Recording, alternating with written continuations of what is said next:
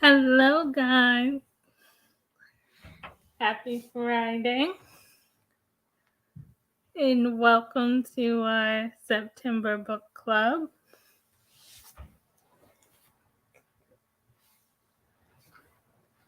I hope you guys have enjoyed your Friday and your week. And I know everybody's glad it is the weekend. I know this book club is about 2 weeks late. And I do apologize for that. So, for tonight, Hello, Kidney Warrior. How are you? It's nice to see you. Yeah. So I know this book club is about 2 weeks late.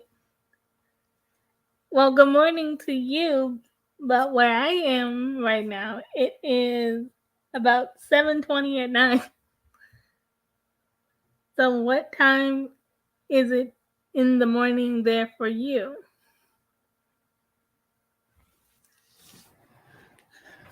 Yeah. So this book club is about 2 weeks late because things have just been happening. But we're going to be talking about The Family Remains and The Family Upstairs by LIisa Jewell. Because these two books are standalones, but The Family Remains is a sequel. And if you watch my video about why I thought it was best that you read two books, or at least one or the other, because they are standalones of each other, but they are a continuation of each other.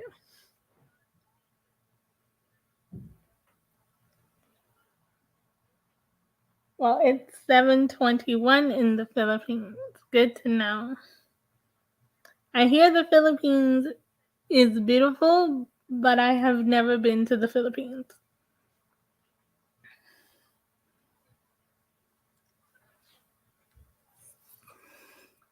So, The Family Upstairs is the first book in the duo.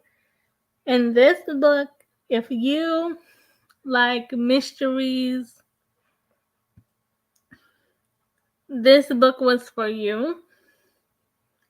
Because there's a mystery around this family, what happened to them, why they disappeared, quote unquote, and why the family is so spread apart.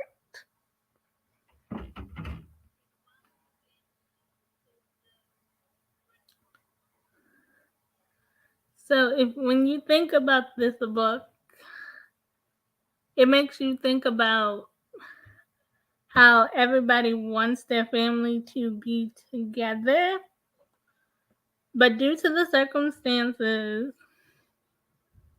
in this book, this family, unfortunately, has been spread all over the world. Libby lives in London. Libby also has a sister named Lucy who lives in France, and she has a brother named Henry. Now, with Lucy, the book starts off with Lucy living her life in France. And what I liked about this book is that you got to hear Lucy, Libby, and Henry. And if you did the audio version of this book, they did use They did use different speakers. I would agree with you, Kidney Warrior. They did use different speakers for the audiobook version. So I was mostly shocked by Lucy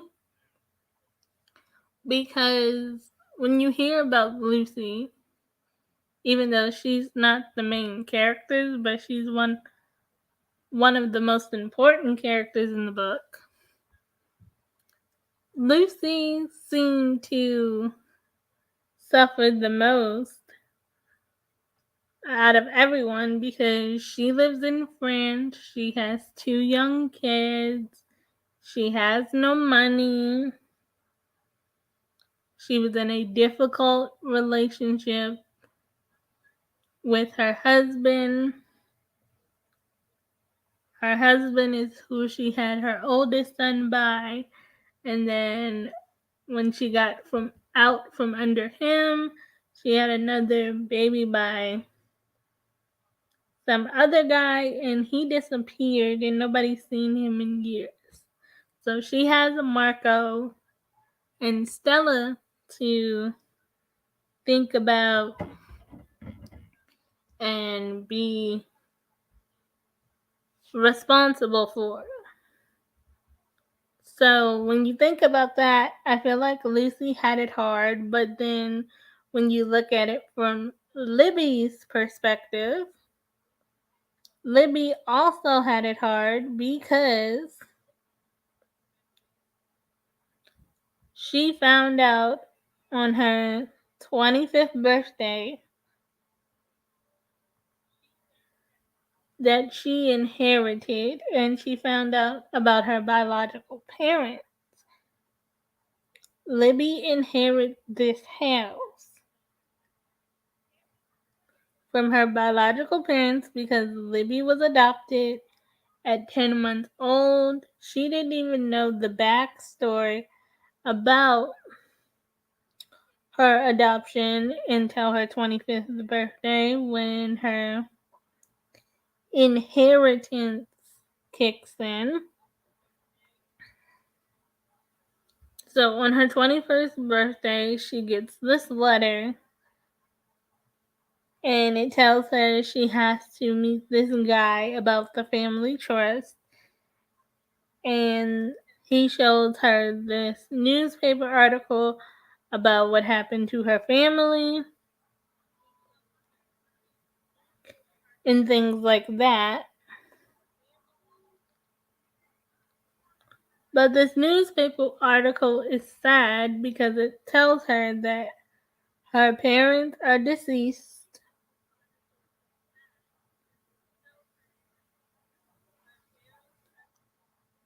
She found out that she has 2 siblings, Lucy and Henry.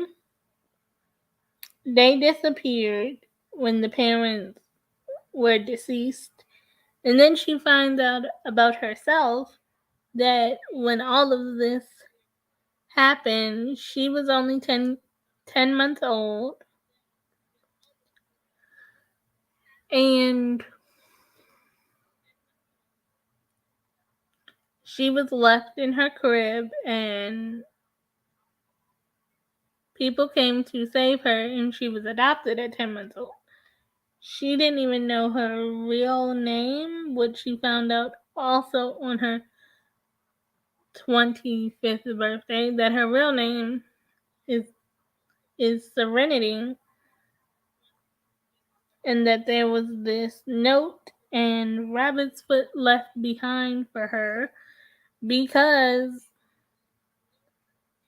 her whole adoption and life existence comes from getting this letter on her 25th birthday. I don't know how I would have reacted to reading this letter about this house that I inherited. Also finding out, yeah, I had the wide-eye face too, reading along to this. I had the wide-eyed face too. So I would agree. I don't know how I would have reacted to finding out that on my 25th birthday, I inherit the house, but I also find out that my biological parents are no longer with me, and I have two siblings. They were sort of kind of written in the book as they disappeared, but they were also left the house, but they were never able to claim the house because they have quote unquote disappeared. So this was a lot for Libby to take in and take on. And then over the next chapter, you find out about how Lucy and Henry feel. Hello, Taylor. How are you? And what am I guessing? Taylor, I have no clue. I have no guesses for what you did this week. And what are you doing next week? Fill us all in. What is so exciting? So, as the book progresses, you hear about Lucy and Henry. Henry gives you the most backstory about the family, how he always felt his life was pretty good. His family was wealthy. His dad never really worked for his money because their family fortune came from the slot machines. His grandfather, made the family fortune from the slot machines, and Henry's father, he took the money and bought this big old house that had like 12 bedrooms, guest quarters, servant quarters, and bought a house in Chelsea. So it sounds like before the family's passing and before Lucy and Henry disappeared, that the family had what sounds like to be a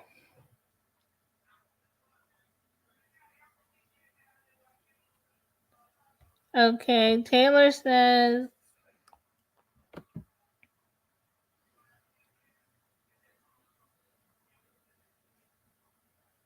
I interviewed Jennifer and Armentrout.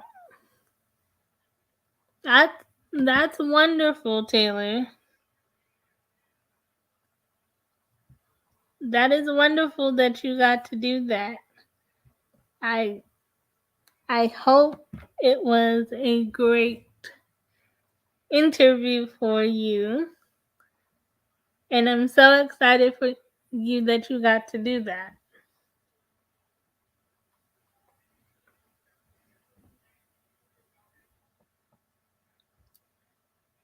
So the idea of them having this good life and then all having to disappear to different countries, nobody really knows what the parents were up to. And throughout that, it made me question, like, why did they always have people in their home?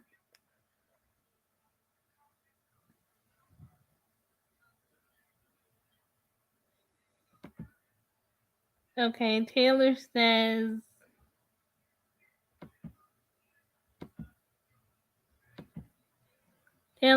I'm doing Lucy's score next Thursday.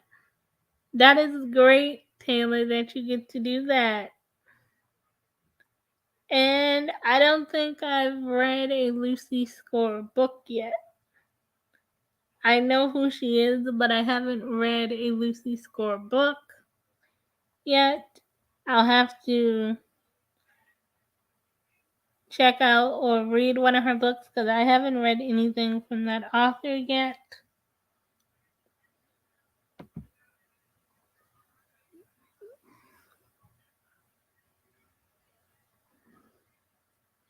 But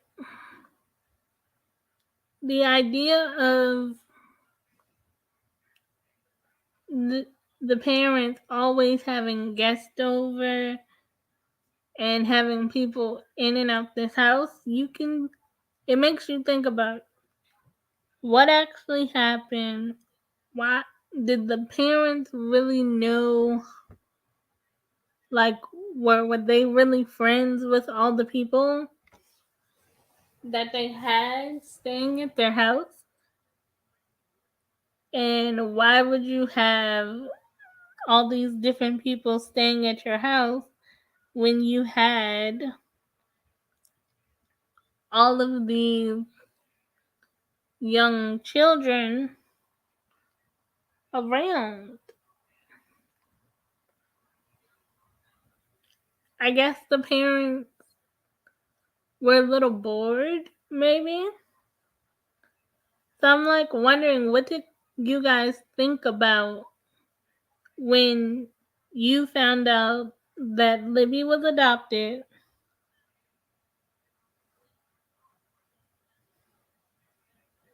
Yes, this book is great for spooky season. When I was picking these books, I didn't really think about that. I just was kind of intrigued by the whole mystery thing.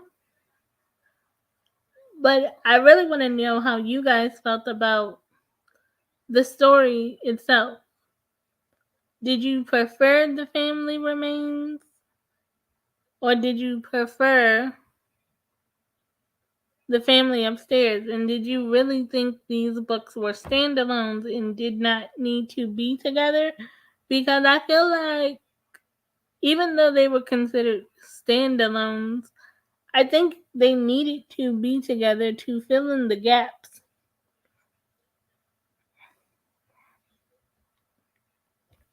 Because a lot of this was Libby like saying, even though I have this house, I don't really know anything. There's no one I can ask because you're telling me I have a brother and sister that I don't know. I don't even remember my parents either because when all of this happened, I was 10 months old. I've always wanted to have money because I am struggling, but now I have this house, and what comes with this house is a big secret. This house was a big focal point in this book because they have had so many people come in and out of this house throughout the years. And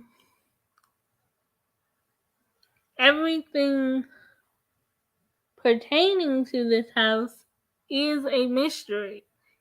Even the fact that it's in one of the most wealthy districts in London. It's in Chelsea, so yes, her parents did have money.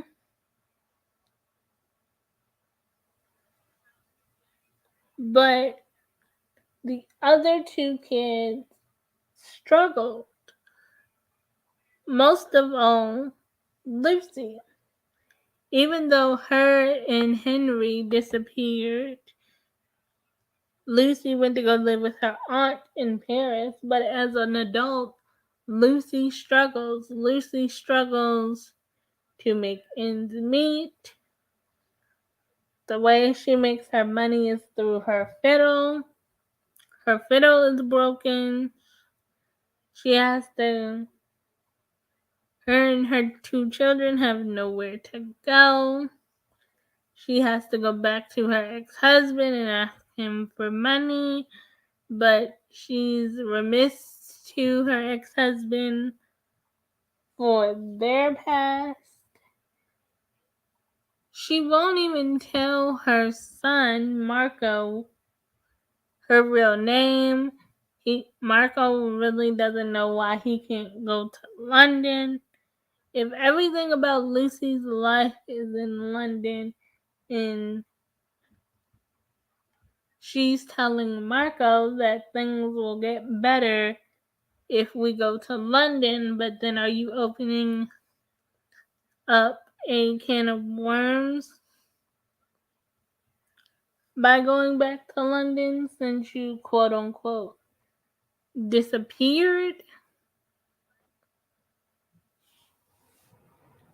And the house represents the struggle, the physical struggles of the family, especially to Lucy because she's a single mom living in France with 2 kids in poverty.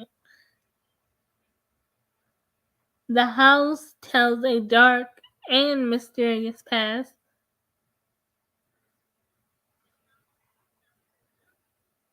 The house is in a multi-million-dollar location in the fashionable of Chelsea.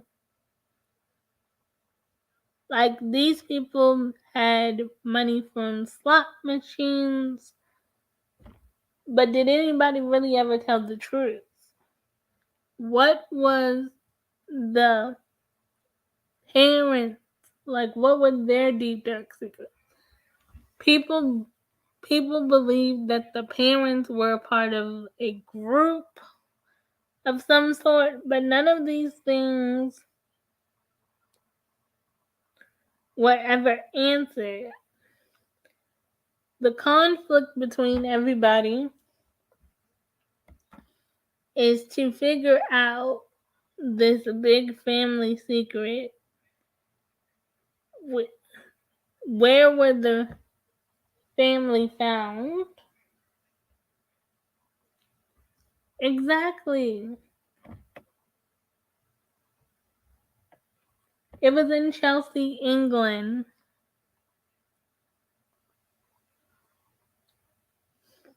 Taylor, they lived in Chelsea, England, in London.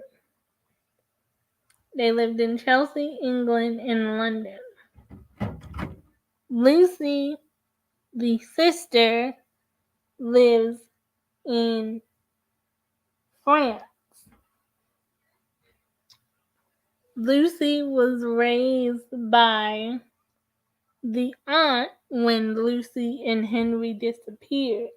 The family, the father, which was Henry Sr., he inherited his father's money, which connected them to buy the house in Chelsea, London. That's how the family got their house.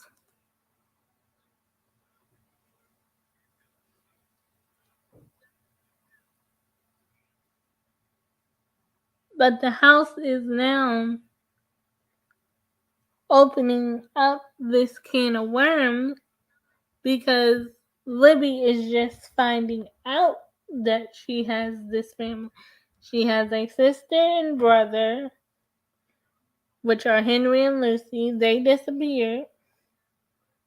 She found out that her parents passed away. I can't say how they passed away. I'll just use an S because of the platform we're on, and I'm not going to say the word, or at least that's what Libby is being told. And when Libby was found, she was still found in the house. The older two children were gone, and her parents were found dead. So she was only 10 months old. She was still in the crib. The only thing they found attached to her was a note and a rabbit's foot.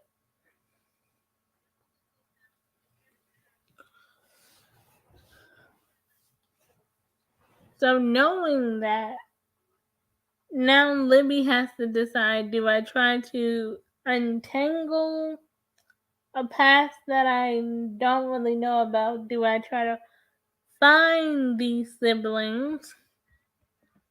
Or what do I do? Because Libby lives a really simple life here. She works at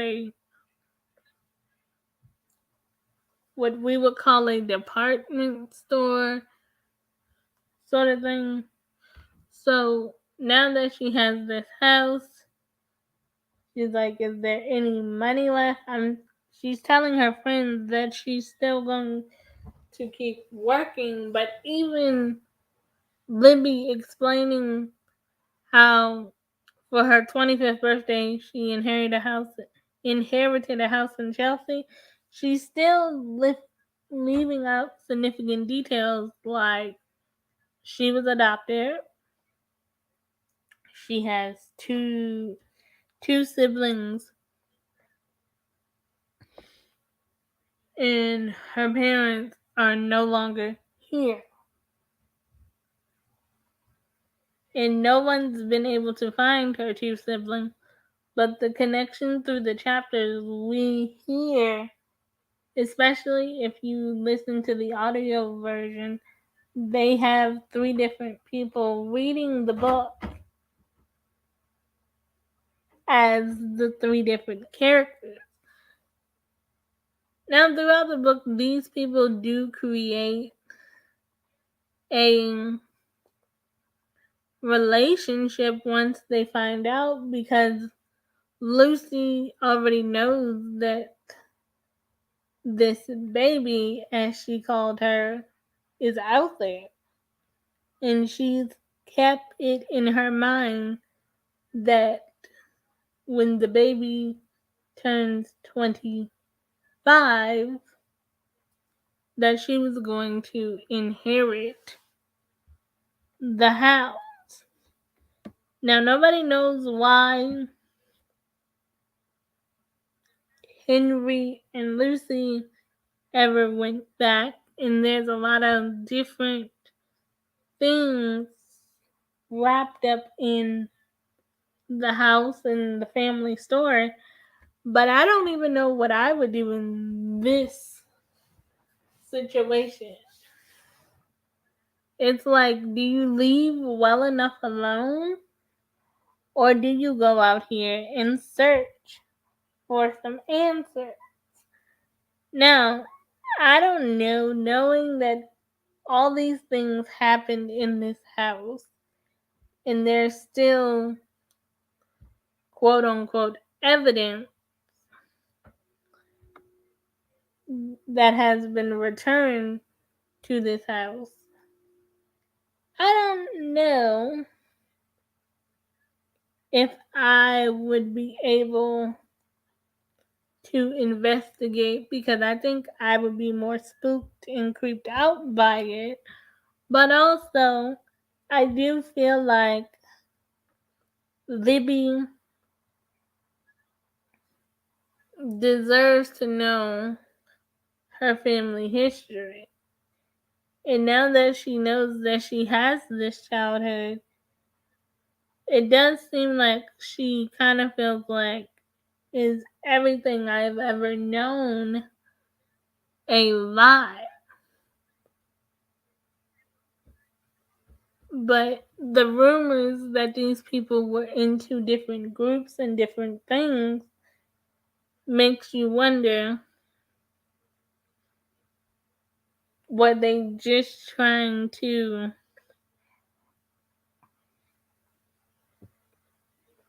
protect Libby from what could happen?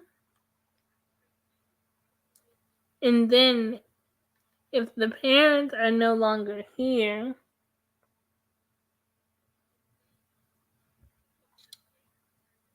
and the older two children disappeared, you still kind of wonder, how did the older two children escape?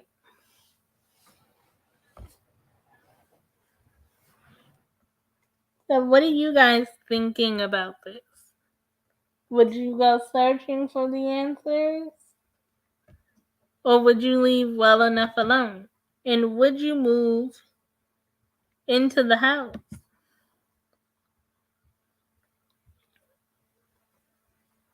If you found out you inherited this mansion, would you, even knowing that people passed away in this house and that you were born in this house, this is how your life began and you were found, would you move in to this house? Because even Libby herself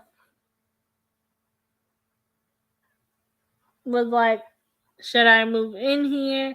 Should I stay where I am?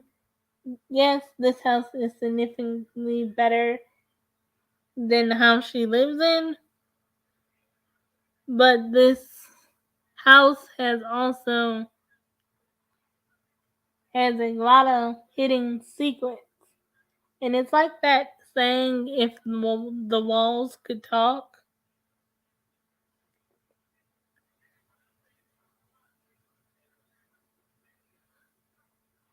And the baby, which is Libby, which seems to be the most significant because leaving the baby behind relates to the family dysfunction and the dark secrets they kept hidden. Leaving the baby behind created tension and conflict for the characters as they were under investigation for the true part of the history of their own past. The baby is a reminder of dark and disturbing events that took place in the house, including both of the parents dying and the two children's disappearance. So even though Libby, or her real name Serenity, don't know the significance of her herself, she carries the most weight because she don't know the dark secrets.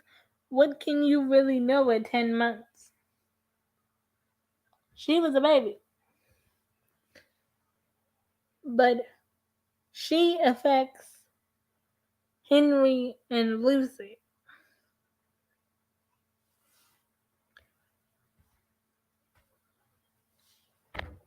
So if you guys have any thoughts on what you would do in this situation, type them down in the chat. And then we'll start talking about book 2.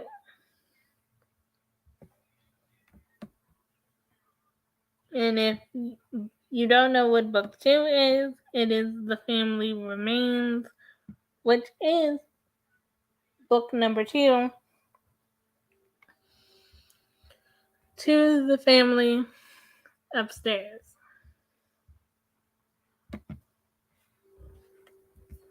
And y'all, if y'all hear like some kind of loud horn in my background, there is a train outside.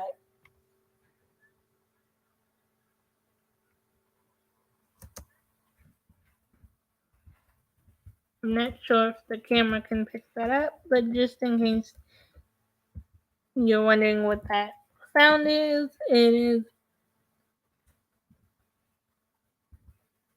the train.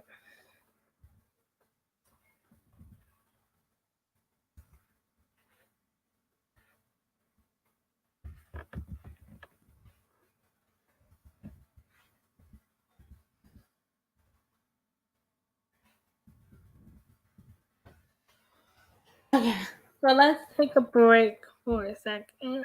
Tell me what you guys are doing this weekend. Do you guys have any plans? Or are you just taking this weekend to chill? This weekend, I am not really doing much. I do have like one thing to do. I have to get some electronics this weekend, so that is my weekend plans. What are you guys' weekend plans?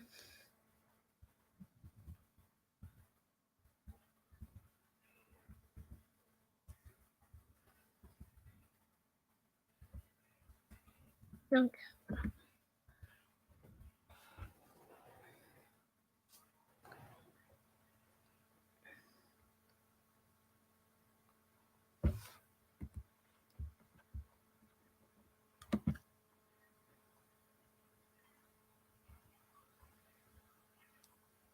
Okay, so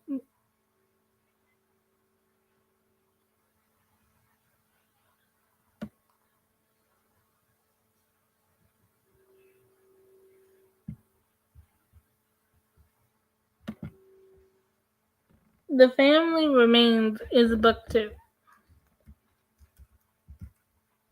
And this is where you see the relationship between Lucy, Henry, and Libby start to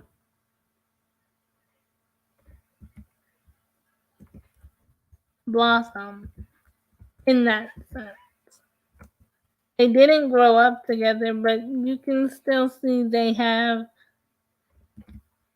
that sibling connection or trying to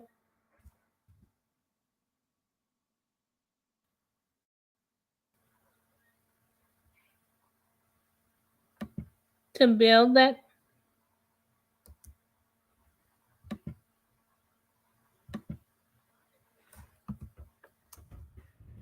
sibling connection.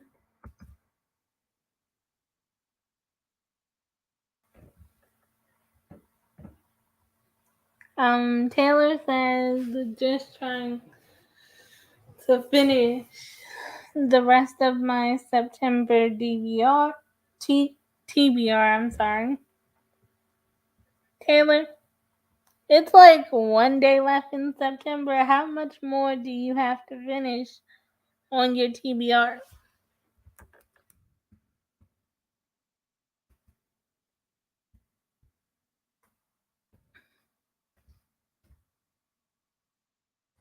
Like, how many more do you have to finish for your TBR to be complete?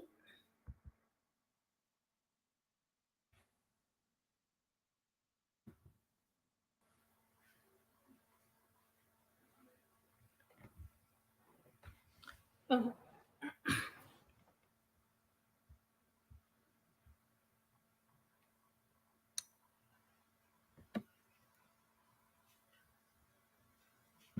Okay, so The Family Remains is told throughout different timelines to basically make it interesting. The mystery makes you think about people's obsessions and why did they go through all of this?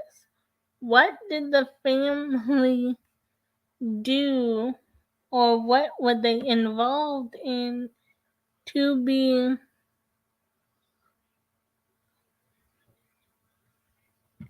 involved in this dark and twisted situation?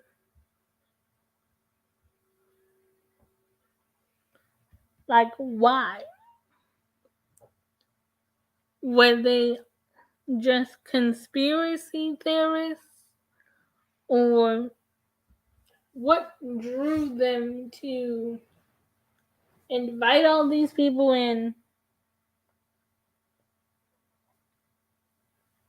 Why did you need a 12-bedroom house for a family of 5? Because when you think about it, they could have just had a 7 or 6-bedroom house. They could have had, the parents could have had a room, the kids each could have had their own room, and then they could have had that 6th bedroom for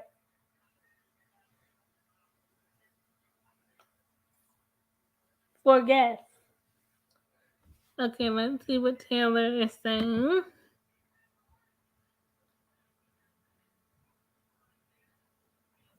Okay. Taylor says, reading 5 books, did 1 interview. Then Taylor says, have to finish my Cat Singleton book, and that's a wrap.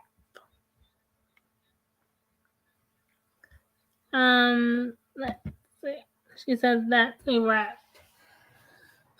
Well, it sounds like you had a good reading month, Taylor.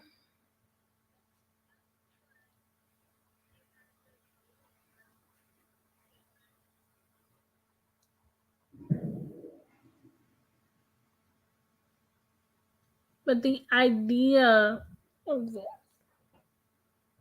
what do you think these parents were involved in? Like, I can imagine, did they just like the idea of being spooky? Because if they had all this money, they could have did anything they wanted. They didn't have to get involved in the groups, in the theories and conspiracies. They didn't have to get involved in that. They could have just been living their life, taking trips, having family vacations, and giving that look of a family with a white picket fence and stuff. The conspiracies and all of those things, something had to draw them into that. Something had to fascinate them. Something had to pique their curiosity for that. For all of those things to happen, it had to correlate with the disappearance or just the idea of the safety of it all.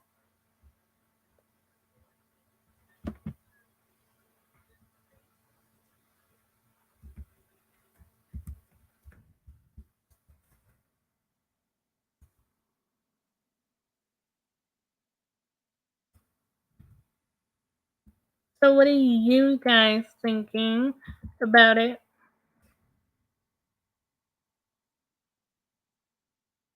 Is this something you guys think you could have handled?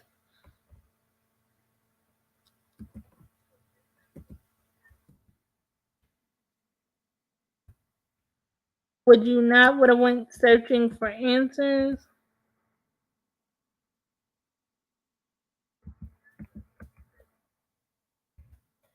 Or do you still think it was right to go searching for answers?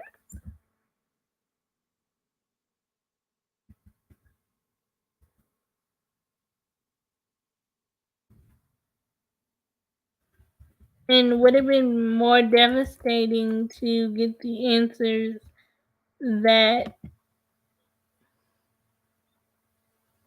you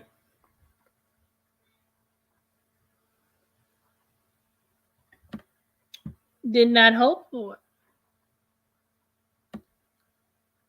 Because I think even though it's good to go searching for your answers, you're also opening the door to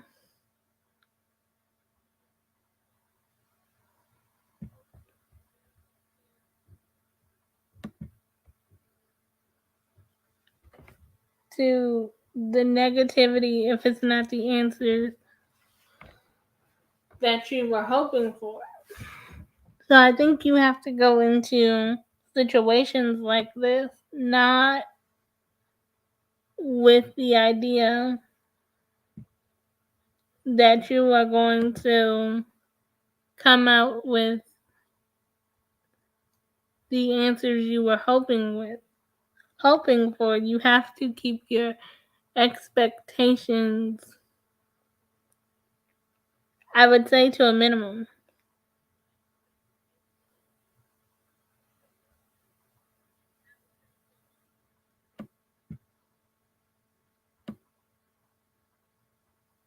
And I think it was designed that way. You created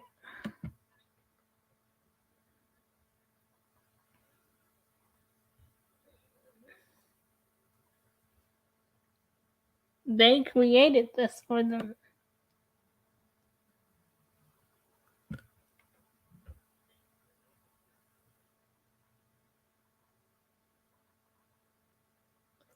These two books share the tone and style of Dark and Twisted, the connections between the people in the house, the backstory, the investigation of what happened to the family.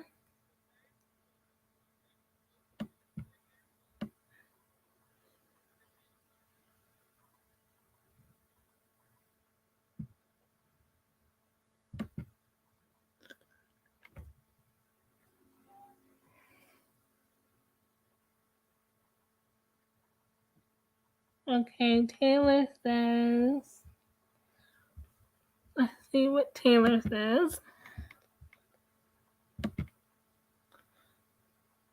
That's what we call old money. You don't know where the money comes from. You just have to know they have it. Example, the Kennedys and the Foxworth from the Flowers in the Attic.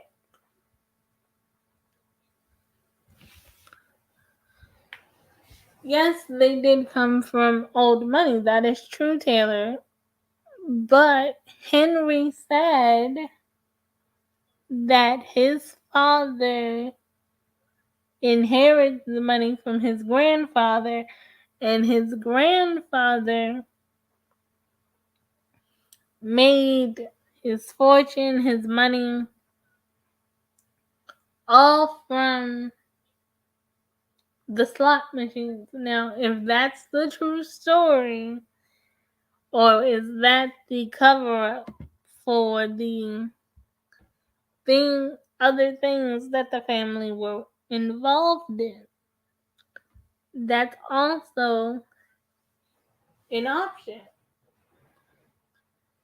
Because if Lucy and Henry knew that their family fortune was still out there after their parents'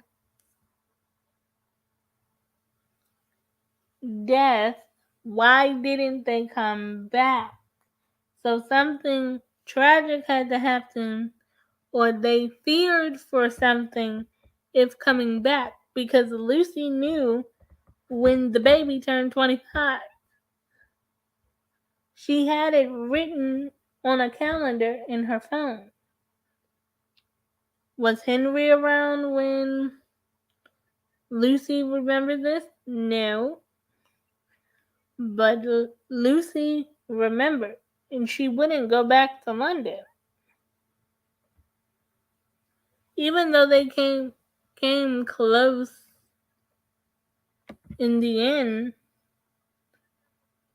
their family secrets still tend to linger and haunt them.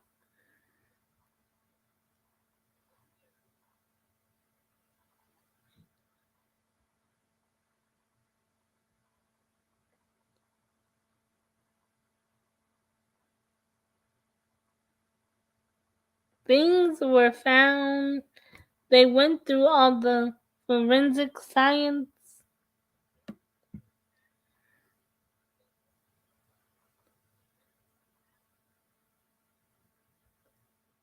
but things still tend to be unsettled from them, and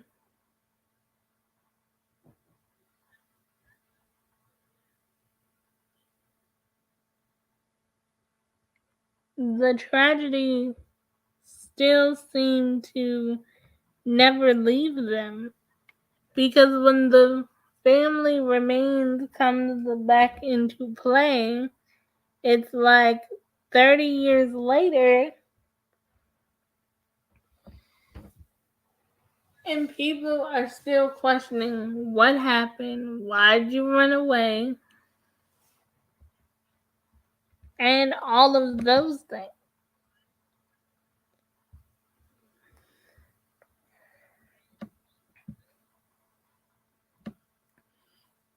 It still kept things dark and twisty.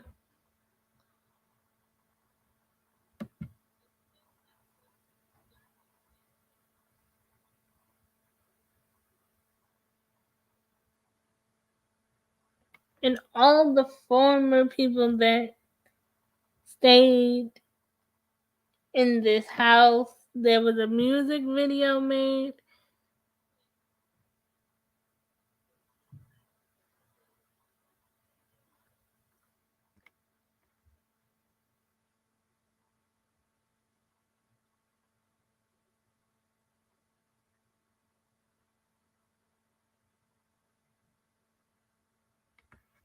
And even when these people or bodies were found, it was hard to even come up with the idea, are these cases all related? That was never answered. It seems like even though they went searching for answers, things were still left unanswered, left unsaid, and the best thing you can do is to live your life and hope one day that things will be solved or not. But it's a good thing that Lucy and Libby and Henry all created some sort of relationship. But book two just was one big mystery. You find a piece and you have to put it towards the puzzle, but then the puzzle still doesn't add up right. So what do you do? Okay. So what did you guys think? How would you rate these two books? Did you like them? Did you like them better than August's Choice? Were you not into the mystery? Were you not into the psychological thriller aspect? What did you guys really think of these choices? I know this is what you guys voted for, but after reading it, Do you still stand by your vote? That's what I want to know. I think you guys picked out a good choice because these two books really had my head spinning. I felt bad for everything the family went through and how their past really somehow came back to haunt them, even though they knew they were running from their problems. And then, even though Libby Serenity didn't grow up in the situation, she still got caught up in it because she wanted to know what happened to her family.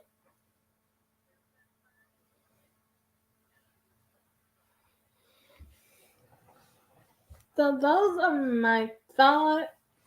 I think this was a good discussion.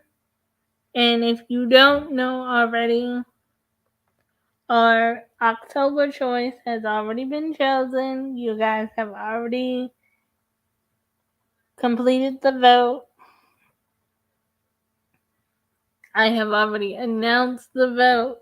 If you have not seen that video and you don't know what the vote came out to be, our October book is Don't Believe It by Charles Donnelly.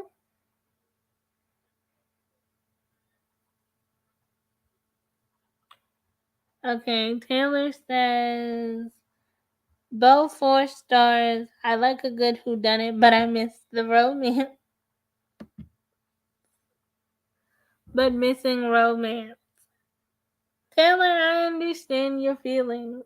I don't think as a collective people are into a romantic season or mood right now. I think that's why the votes keep coming out to what they're coming out to. Because I did throw in a romance book for you guys in October in the vote. It tied for second place, but the vote is the vote. And I think I don't believe it by Charles Donnelly is going to be the exact same way. And if you've seen the cover of this book, it's a bunch of leaves. So it's interesting to know what's going to happen.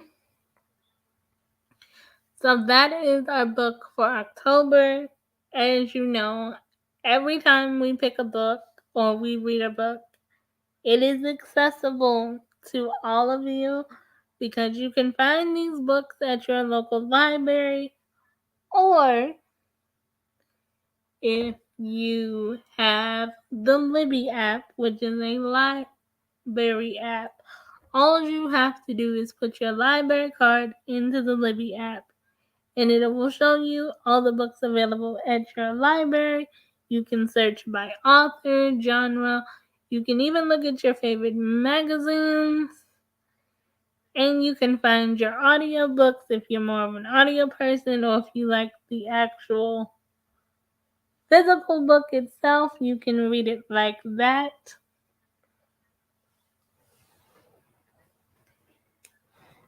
More videos will be coming out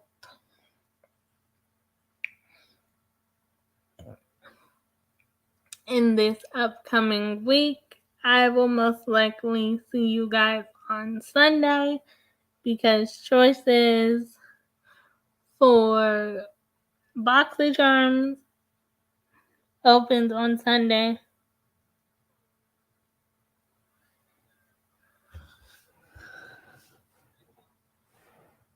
Okay, Taylor's saying, but I mean a good romance suspense that has both elements. Maybe we will find some good romantic suspense that have both elements, Taylor. As the months go on and the different choices pop up, maybe there will be some hidden romance suspense in there. Who knows? That could be coming up for November or December. There's so many books. It's hard to narrow it down to 4 choices for you guys to choose from that is available at the time. So I always try to give you guys a variety to choose from. So if you haven't started on our October book, you can find it at your library on the Libby app. So I will probably see you guys for our next video. It will be a video on Sunday because that is when choices for Boxy Charm are available. And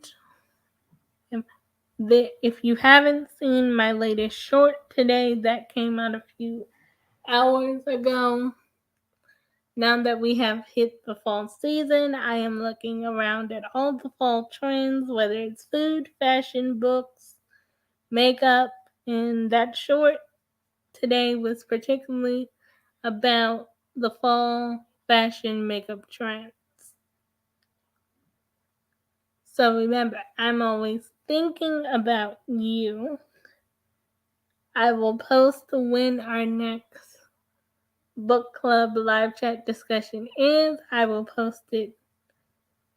If you watched the winner of the video, you already know when the date, but I will set up the live and it will be posted, and I will post it on my community tab. That is usually my form of communication to you guys when I don't make videos to announce something to you. Just always check my community tab if you're looking for certain announcements if you haven't seen them in a video. Remember, I'm always thinking about you, sending my love, and bye for now.